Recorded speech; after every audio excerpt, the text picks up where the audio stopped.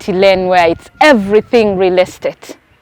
We have seen the apartments, we have seen the villas, we've gone to the, organized living in Lubowa, in Royal Palms. Now we are here in Gayaza, checking out those people that buy the 50 by 100, that buy plots. How are they utilizing them? How are they building? And of course, that won't be our focus tonight. We continue with the topic of painting, but today we look at ceilings. We look at the gypsums, the different types of ceiling. What ceiling is good for you? What ceiling is beautiful? What ceiling is affordable? What ceiling should you have in what type of house? Ladies and gentlemen, welcome with me our first guest tonight. Yes, welcome back from that brief walk as we're looking at the neighborhood. Like I said, we've heard of the notion, should you buy or should you build? The land developers are selling all these plots 100 by 50, 100 by 100, and many people have bought and few have had the chance to develop. Right here in Gayaza, we see that people are beginning to build on their plots. And so before we delve into the ceiling and all its types and what we were supposed to discuss, I just felt like I could sneak in this question too. Our guest tonight, some of you have those questions. Ladies and gentlemen, welcome with me, our guest, the one you've been seeing. I'm sure by now you know him, Mr. Ngugi Michael. Please say hi to our viewers. Thank you, Catherine. Good evening, viewers. Thank you for those of us who are watching us on Property Lane. You're highly welcome. My name is Michael Ngugi. I'm an interior designer by profession, an area that I've been practicing for the past around 16 years. And I'm happy to share knowledge and experiences with you. Thank you, Michael. Just before you came on, we were chatting with my viewers and we're like, to build or to buy, what would be the best option? We've seen the Fakrudins, the Universals, the Royal Palms, as in we've seen the developers that have built and you just buy. But today we are looking at those that are building for themselves. But in your opinion, what's the best option? The first thing is that question depends on the school of thought you belong to. For example, some people would prefer that you buy your plots, then you come up with a plan, you go to the council in the area you're at. If you're in Kampala, you go to KCCA, they approve your plan. You get yourself a contractor. You begin your house right from the foundation all the way to roofing and the entire process of finishing that you're involved in the process. But at the same time, there's another person who doesn't have that time. It's a tedious process. It's tiresome. It takes a long time. You need a lot of patience to build. So the other person doesn't have that kind of luxury of patience and time. They want something that is ready and they just occupy. The same day they buy is the same day they occupy. That is what they would prefer. For example, our friends, our brothers and sisters who are in diaspora, when they come, they get only probably 1 month vacation or just a few weeks, and they want to come and invest in property. So they don't have the time to come and look for land and then start building and complete the house in that 1 month. So such a person would want to build, to buy a ready-made house, an apartment, a bungalow, whatever. And then we have our people here who get money slowly. Amfuna Ampola. Your money comes in bits. You get 5 million, you get 10 million, you get 3 million. And you invest as your money comes, of which that is the majority of Ugandans we have. So they get their little money. This time they have their 15, 20 million. They invest in buying the land. Then they get another 2 million, 3 million. They get the plans and approval. And wait, they get another 5 million. They do the foundation. After a few days or a few months, they get some more money and they start building the walls. And slowly by slowly, we build your house. So there are various, to answer your question, there are various factors to consider, whether you have the patience, whether you have the time, and then also the investment, the money you have. If your money comes in bits slowly, you may choose to go for the other easier option, because buying, you need the lump sum. Even if it has a financing plan, you may need the first chunk, the initial deposit, which is also not little. So if you don't have that, you may go the other option. I'd like to ask you, this is not technical, but it's probably economical. If I had 300 M right now, what would be the best option, to buy or to build? I would also say it depends on what you want. It depends. For example, you may have an idea of the kind of house you want to live in, and what is readily available does not suit your needs for that moment. Or you may find the kind of house you want, it is way above that. It's maybe 500 or 600 million, but you have 300. What do you do? So you try to fit within one. The other question would also be neighborhoods, because different neighborhoods, they cost different, the houses have different prices. So if you have 300 million, you want a 5-bedroom in Bunga, Buziga, or Kololo, it may not be possible. But with 300 million, you can get a 5-bedroom or 6-bedroom in Gayaza or in Chiwatule, 3-bedroom, or it depends on what you want. So it will depend on the location, it will depend on the type of property you're looking at, it will depend on the time In you have. Chiwatule, won't that be just the plot? So 300 million, you can get a 2-bedroom apartment to Maybe. buy. Yeah. So, but you may find someone with 300 million, they don't want a 2-bedroom, they want a 3-bedroom, 4-bedroom. In my So they opinion, I may would choose think... to opt for a different neighborhood. So that Well, I depends. have read of something like from most of the rich guys abroad, if they were to have 300 million, they would not sink it in a property all at once. They would, say your rent is 1.5, you get 15, you pay rent and invest the rest. But that's a different school of thought. I have had people say, Zimbe nyumba wone rent. Does it really work? Because I'm thinking rent is only one bill, and you're sinking 400 M to avoid one bill. What has been the experience? It's quite an interesting question, because building a house is an investment, not for now, but for the future.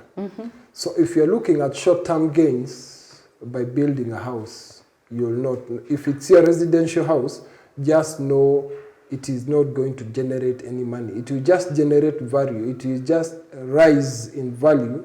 If you have invested 100 million, as time continues, it will keep on growing for the future, not for that time. So if it is a residential house, if it's a commercial property, it can generate rent income, which is an income that comes to you. That's a different whole story. But if you're building a house thinking that you're going on rent, you may be building a house very far from where previously you used to stay. So you increase your cost. And if you are in town of your house, the distance between your house and where you go to work, the further the distance, the higher the cost. So you may save the rent cost, but you increase your fuel cost or transport cost. The other costs that arise, you find wherever you used to stay, if you're renting, they used to take care of some bills like land rates, Kasasiro, the compound security. Those are costs that you come up that you never had those bills before, but they come in at this time. School. So the kids' school, if your children are still going to school, so that you'll either need to shift your kids to near your house, but if you retain the old school, those schools are up to standard to anyway. what you want. So there are all those new dynamics that come in. Building a house, yes, is a long-term investment, especially a residential house. It's a long-term investment. It's not for now. It doesn't generate, you don't gain direct benefits that very time. But in the long run, as you get now learn how to live in that new environment, learn how to survive, that's when you start reaping the benefit. Yeah, and Michael, that's so interesting. You know, it's one of the reasons why some people prefer to buy, because the headache, as explained, the supervision, the patience, the gathering of all those sums to be able to enter. And I know there are developers who, after 50% deposit, you can enter the house. But now here, you have to wait. And I've seen people enter the house incomplete, and it becomes a point of torture, something that was supposed to be a point of celebration. When the toilets are not done, the light, the electricity is still far, the water is not yet drawn. Like, from your experience and from your clients, what challenges are in building for yourself? If you opt to build for yourself, brace yourself for major challenges. Like? For example, right from land acquisition, let's go through process by process. Yes. If you start with the broker who you're going to talk to take you to the actual land, you will not see one property. Before you even buy, you need to, by the time you zero down to buying one, I advise you must look at least 20 or 30 properties. That's too much. No broker is going to take you through. Because all that is a cost. No broker takes you free of charge, of course. I mean, through 20 properties. So yeah, that is the ideal, because you're considering very many factors.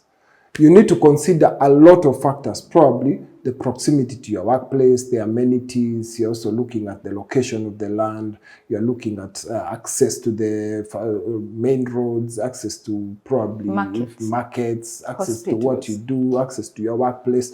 So you're looking at very many factors, and you can't look at only one piece of land and decide this is the one.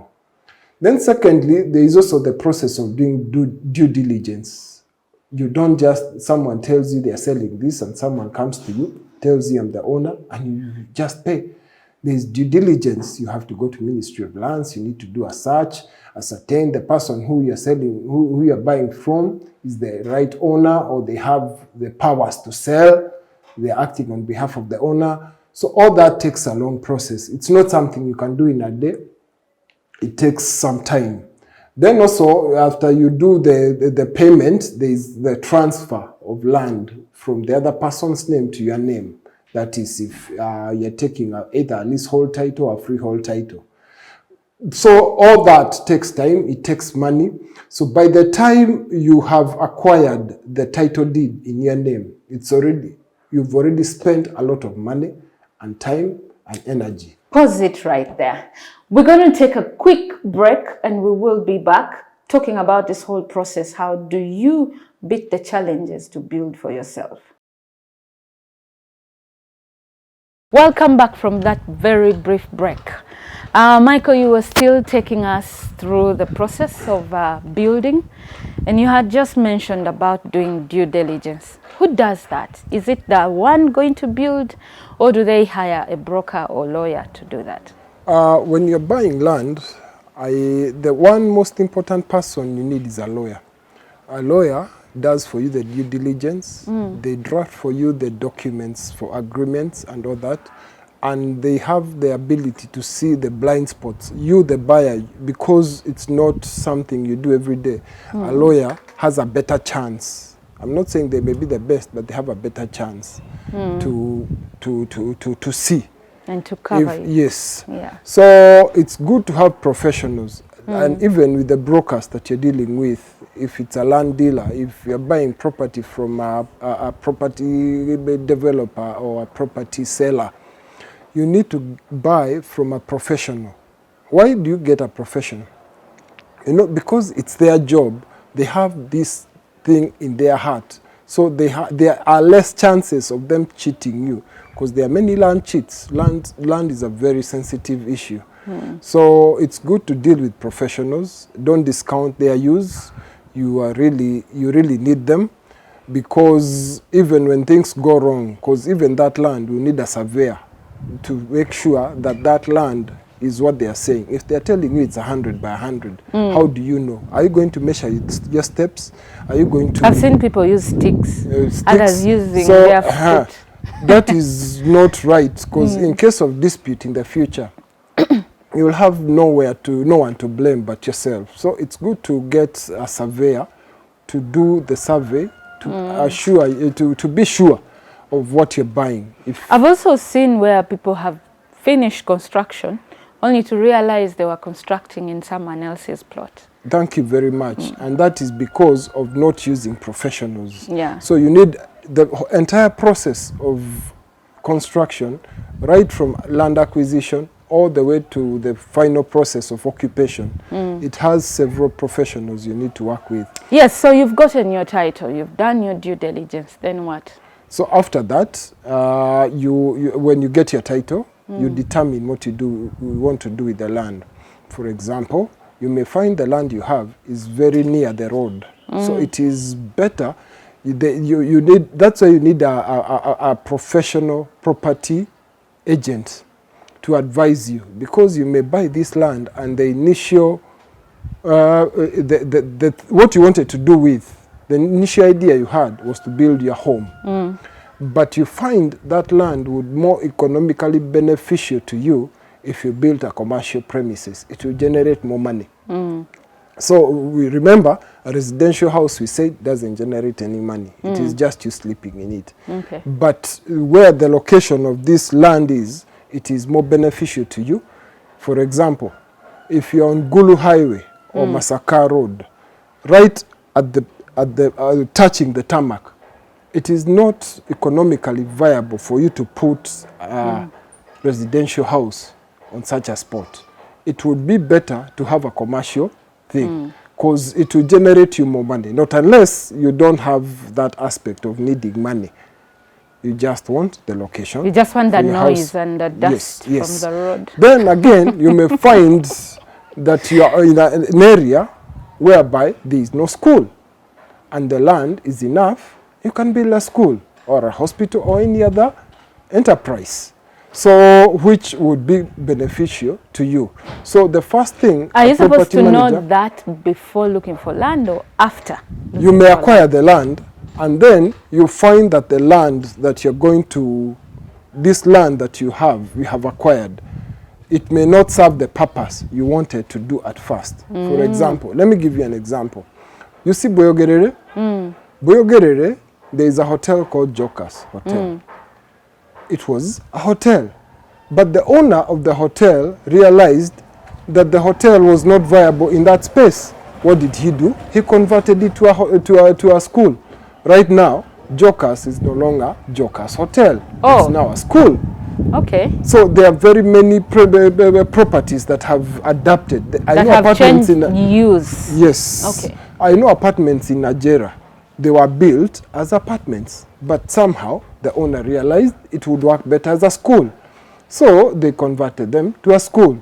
I've seen other people converting schools to hospitals or to any other thing. So you may find, if you are looking at this property as an investment, an investor looks where they get best returns. So you adapt that land or that property to what can give you best returns. Okay, so now, who is the next professional you need? After that, you need an architect. Okay. You sit down with the architect. They tell you tell the architect what kind of house you want or what kind of property you want to build.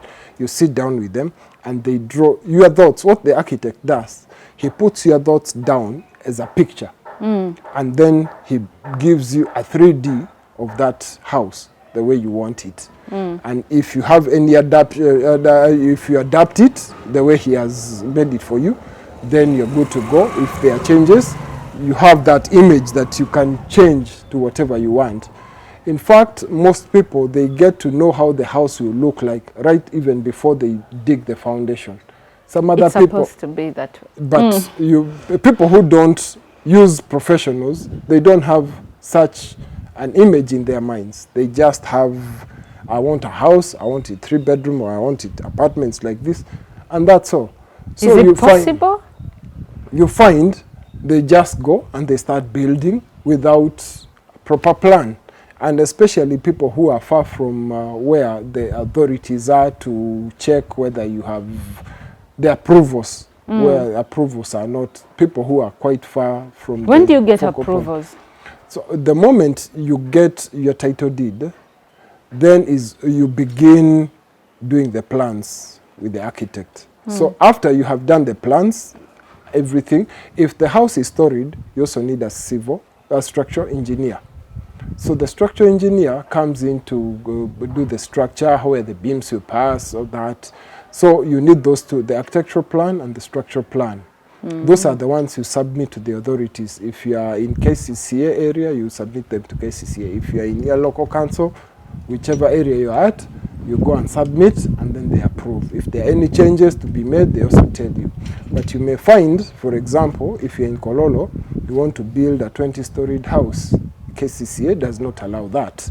So they'll tell you the maximum height we look at, maybe 4 or 5 floors, depending on the neighborhood they're at. Okay. So because of there are rules, there are laws that regulate building. So when you, and this architect and the structural engineer should also be able to advise you. Do people actually use those professionals? They do. Especially this far in the outskirts of the city. There are those that do, others that don't. I'm waiting to hear where the contractor comes in. The contractor comes at the final stage after the plans have been approved. You also need another person who does for you the BOQ, bill of quantities. You need to know this house that you're going to build, how much is it going to cost you? Because a budget is very important aspect that you need to look at. So you don't plan a house of 500 million when you only have 100 million to spend. So you need to also know how much you're going to spend, because even if after the bill of quantities, it's a plus or minus. It can cost that amount, or it can be less, or it can be just a little, slightly, you get not a too range. much. Yeah. I wanted you to list for us the challenges of building and then the challenges of buying, so that the viewers can choose what they want to do. So if you want to build your own house, you'll have to look for the land, or if you already have the land, you'll need to get an architect to do for you the plans. You need to get a structural engineer. If it's a storied house, you need to get a civil engineer to do for you the BOQs.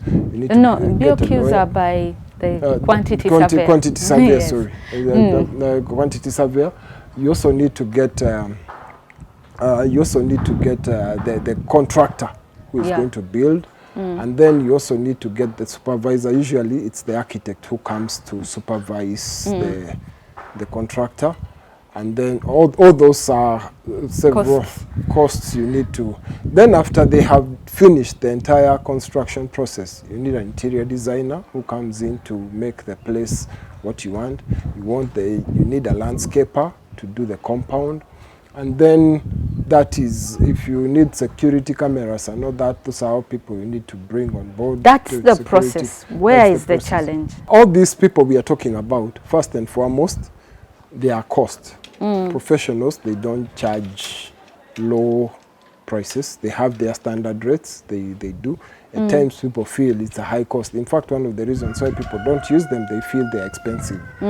The other thing is, at times you may need them to be there because all of them need to work together. At some point, they'll need to have a cohesive, because one cannot work without the other. So one person's work affects the other. You may find they are not available that day, so there's a delay along the way. And then also we have people who can delay you in terms of their speed. They are not working at the rate at which you want. Assuming you have all the money. Yeah? So you may find they may not work at the speed that you want the work to move. So those are some of the challenges that. Is it cheaper to build for yourself? It is. I can say it is cheaper to build for yourself, but there are other things you look at. You can't just look at cost. So there are other things like time. You may want a house done in a month.